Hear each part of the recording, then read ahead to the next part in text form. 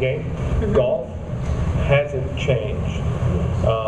It feels like maybe they don't feel like they need to change, like they haven't changed the style of the course, they haven't maybe added new gimmicks to it to make it faster or higher scoring, to appeal to a generation that moves faster.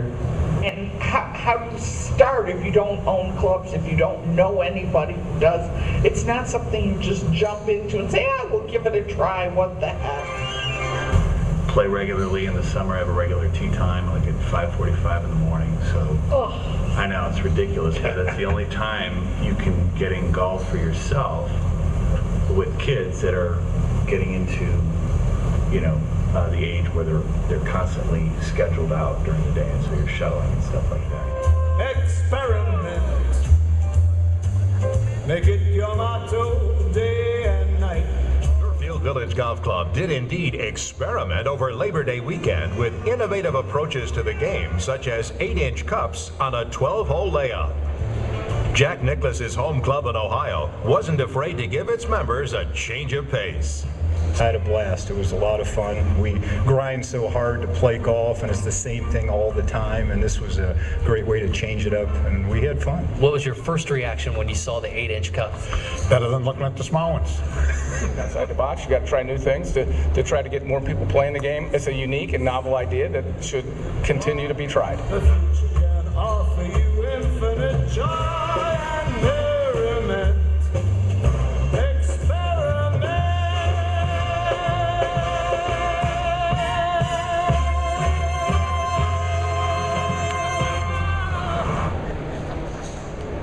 I've been around this silly game for a long time. And, I started when I was 10 years old. I'm 72 now. Hard to say that. Thank you. And, I played golf all my life. When Joe asked me if I would get involved in Golf 2.0, I've been thinking about things that we've been doing to try to grow the game. I used to travel the world every year. I think Arnold and Gary and I probably played more places around the world than anybody did in those days. And we enjoyed it when we stopped playing the game.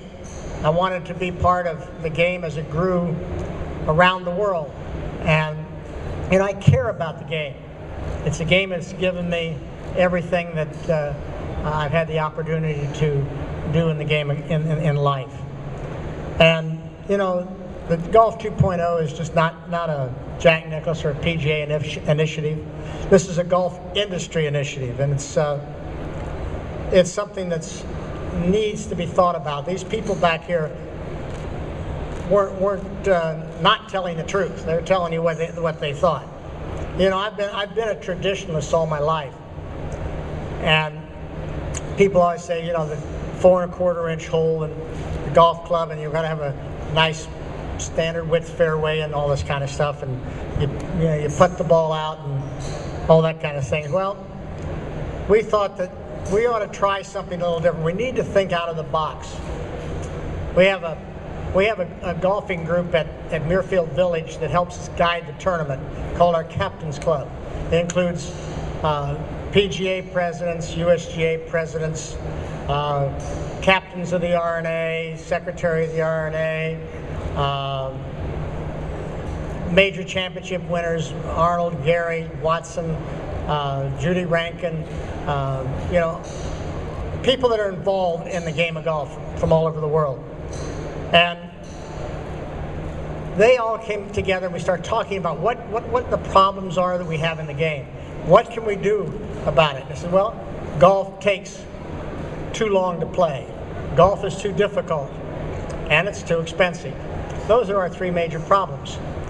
Well, they would put together a position letter. Now here are these traditionalists in the game of golf putting together a position letter sent to the PGA, sent to USGA, sent to a lot of different places in R&A, and on how we felt that we needed to do some things in the golf. Well, the PGA of America has come forward with Golf 2.0, and they've really taken it by the horns. I know Mike Davis down here with the USGA is also very progressive in trying to work towards trying to help and grow the game. So we all have a stake in this. You know, this is our game.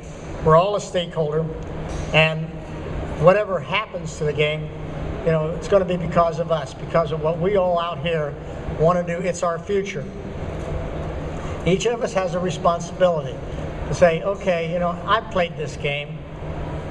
How can I get my friends involved? How can I get my family involved? How can I get people to embrace the game of golf?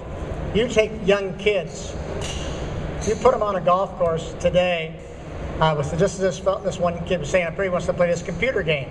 You can say, I'm going to go out there for 5 hours. You know, I always thought, people have always asked me, when do you start a young person playing the game of golf?